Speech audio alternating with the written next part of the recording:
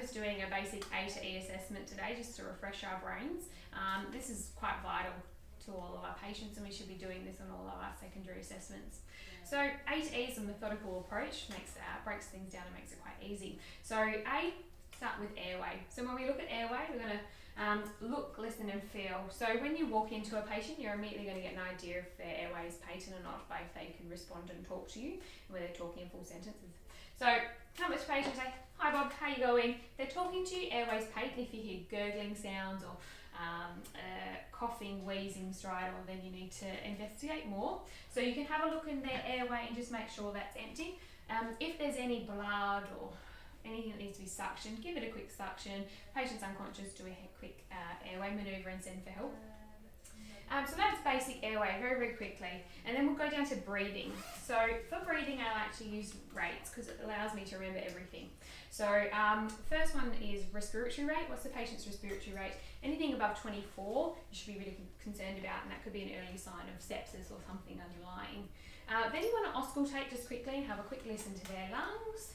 Make sure they've got equal air entry and listening for signs of crackles or wheeze. After that, you can just check that their trachea is midline. In the case of children, that doesn't have a tracheal tug. After that, you look at their overall effort. So is the patient needing to sit upright to help their breathing? Are they using accessory muscles to help their breathing? Do they have rib recession? All these things to show increased work of breathing.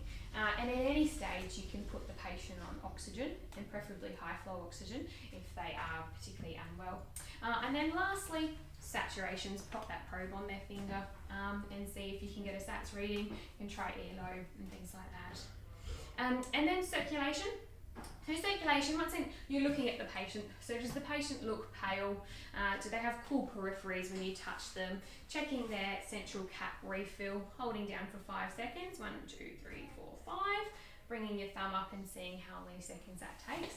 Should be under 2 in a healthy perfused patient. You want to feel for their radial pulse.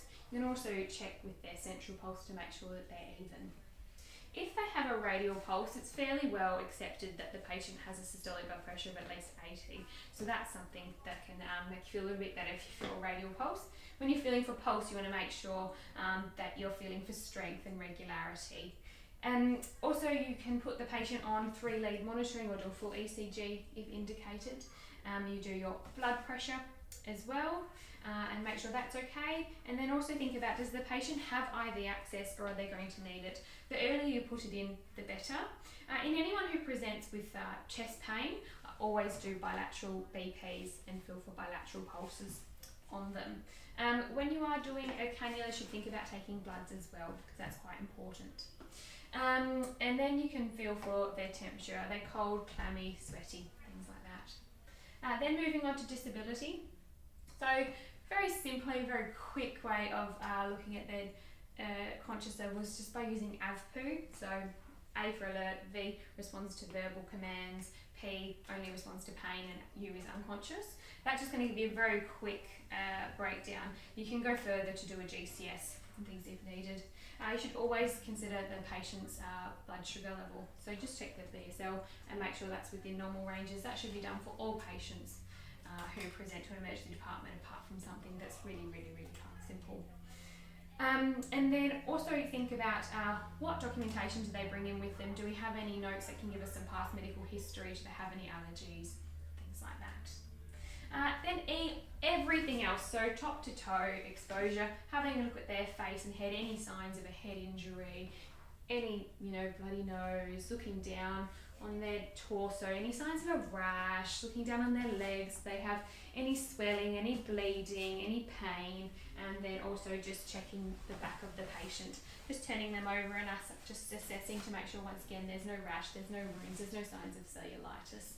And that's pretty much it. At any stage, if you find something abnormal, you should stop and intervene. Say if you find the patient's got quite a fast heart rate, you should stop and then pop the patient on 12-lead monitoring, alert the doctor, go backwards. Find that they're hypotensive, you definitely need to get large bore access and think about putting up fluids with doctor prescription. So at any stage during your A to E, stop and intervene when necessary before going on to the next step.